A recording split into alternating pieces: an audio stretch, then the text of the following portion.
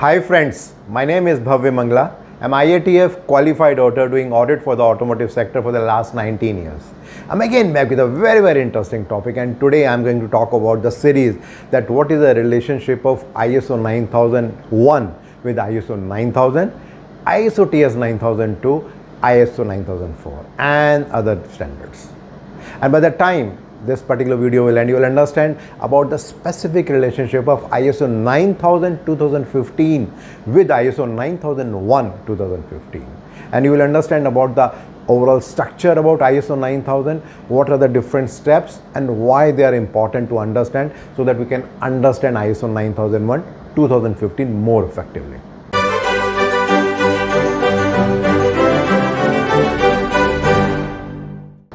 Well, in your childhood or maybe in the adult age also, you must have played Rubik Cube, and you must have seen there are different colors there, and the main challenge is that you have to make sure that all the colors are there at one place, like it can be white or red or blue or green or something like that, and that's a challenge. And once we achieve the challenge, then we feel that yes, now everything is in shape the way we want. Something similar is with ISO 9000 series, because there are different standards which are aligned with ISO 9001 2015. Unless and until we understand about all those different standards, it is very difficult to understand the main standard ISO 9001 2015. In this video specifically, I am going to talk on ISO 9000 2015 version. So it's important to understand that this standard came in the month of September 2015, and that was the 4th edition, which replaced the 3rd edition, which was in 2005. And the main objective, the key objective with respect to ISO 9000 2015 is to ensure the sustained success for the organization, to make sure that the customer gets the confidence. The organization should feel that their supply chain is in control. The organization and the interested parties, they have good communication and good relationship. And certainly it is also for ensuring that there is a good assessment system wherein everything can be taken care of.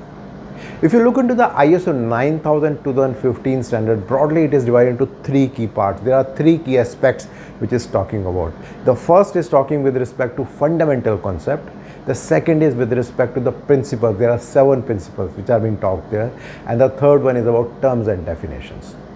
To start first with respect to the concepts and the fundamental concepts. So there primarily the objective is to understand the basic thing with respect to the ISO 9000 series, wherein they are talking primarily about the quality. Then secondly, they are talking about the quality management system.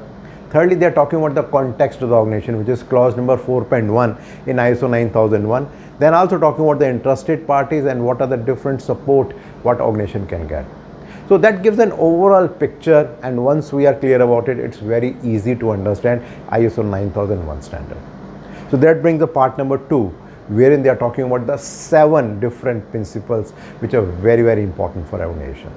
If you look into the standard, primarily they have defined all the 7 principles in 4 different parts. The first part, they are talking about the statement. The second, they are talking about the rationale about it. The third, about the key benefits that organization can gain about it. And the fourth one is about the possible actions that organization should take with respect to that. So let me quickly talk about all the 7 principles.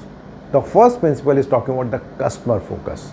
So when we talk about customer focus, primarily the intent is that how the organization can meet the customer requirement, how they can create more value and enhance their confidence with respect to the organization.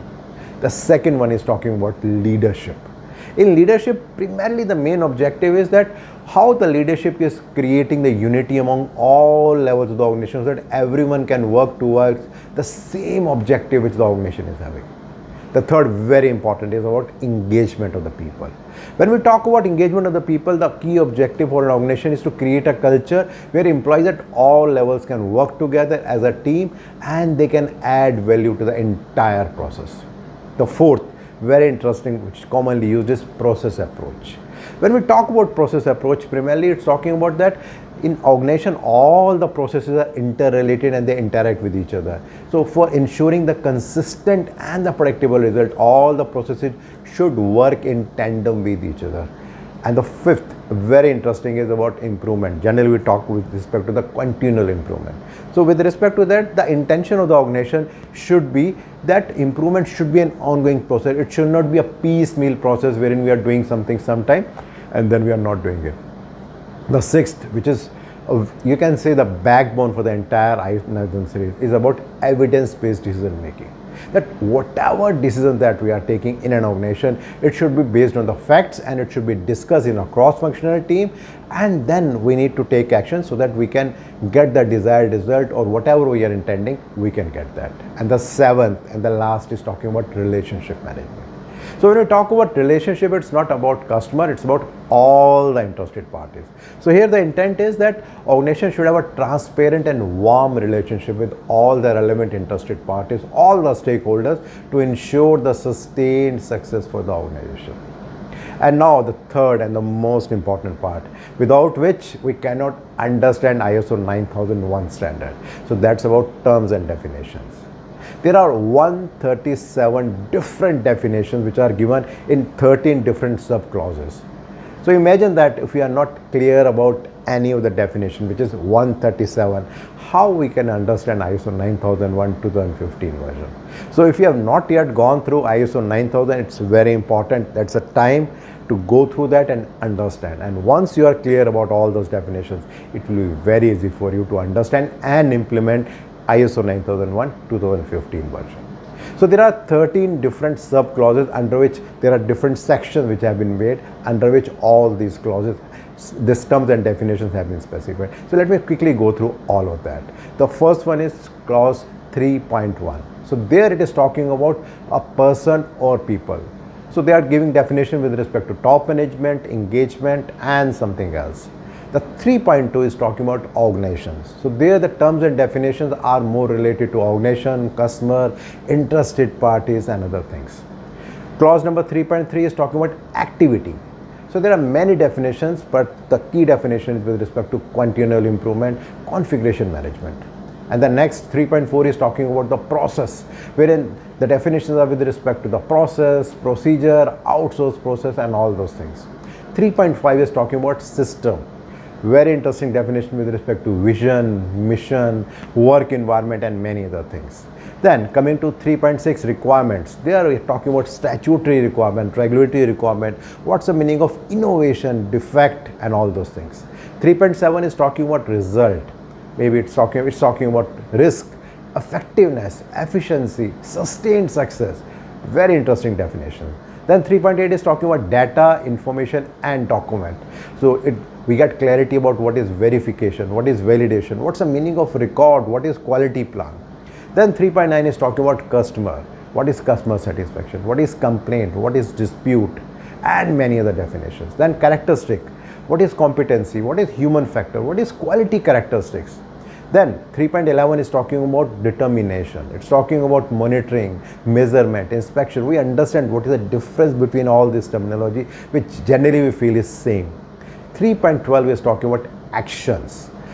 Preventive action, corrective action, deviation, rework, repair, concession, scrap. So many definitions which generally we think are all the same, but they have a distinct meaning and a purpose. And last and the most important is 3.13, audit. There we are talking about what is audit. We understand what is the difference between audit program and audit plan.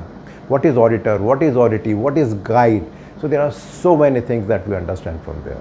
So there are 137 different definitions.